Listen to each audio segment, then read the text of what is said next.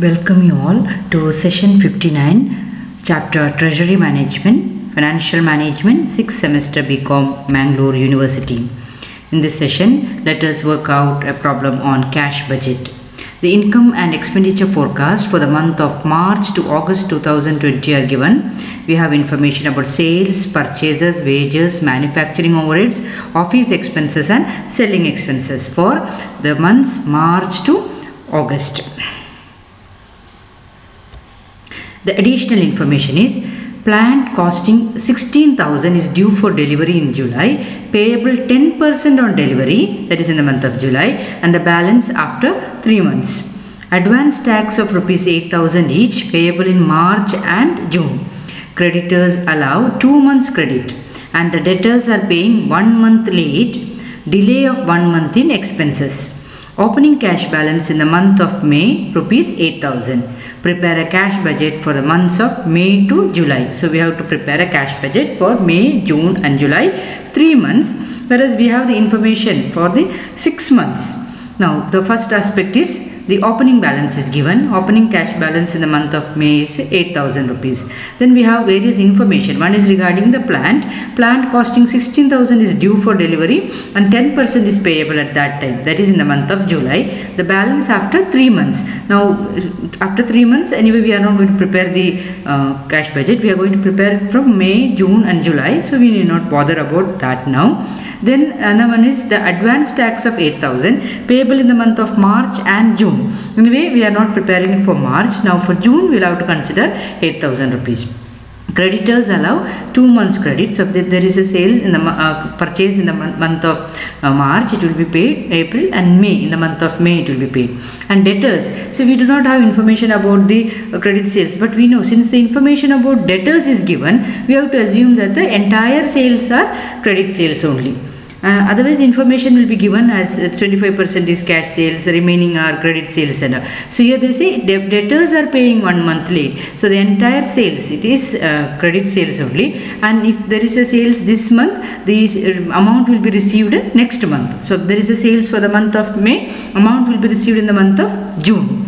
And delay of 1 month in expenses. So all the expenses, the delay is there for 1 month. That is, if it is incurred this month, it will be paid in the next month. So we'll look into the item. One is sales, the one is purchases, wages, manufacturing overheads, office expenses and selling expenses. Now to begin with, we have this information about opening cash balance. Now cash sales is not there. Collection from debtors is the one. Now for the month of May, the previous month, that is 62,000, that is the sales of April will be considered. 62,000 will be received in the month of May. So it is 62,000. Opening cash balance plus cash receipt, it is 62,000 plus 8,000, 70,000. Cash payments are there, that is payment to creditors. So here 2 months. Now in case of May, we are in whatever we have purchased in the month of March, 2 months, we are paying in the month of May. So 36,000 will be paid.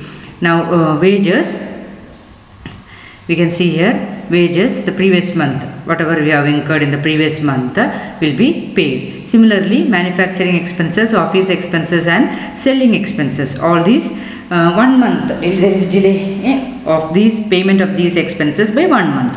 Plant purchase, we'll have to write it here because it's blank here, but because payment is made only in the month of July. And then advance tax, that is there for the month of June.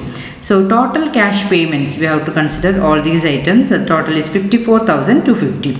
Then we try to find out the closing cash balance. It is opening cash balance plus cash receipts, that is 70,000 minus the cash payments 54,250. So the closing cash balance is 15,750, which becomes the opening balance for the next month, that is June, 15,750. So again collection from debtors, that is previous months, that is May sales 64,000. Total of that opening cash balance plus cash receipts 79,750.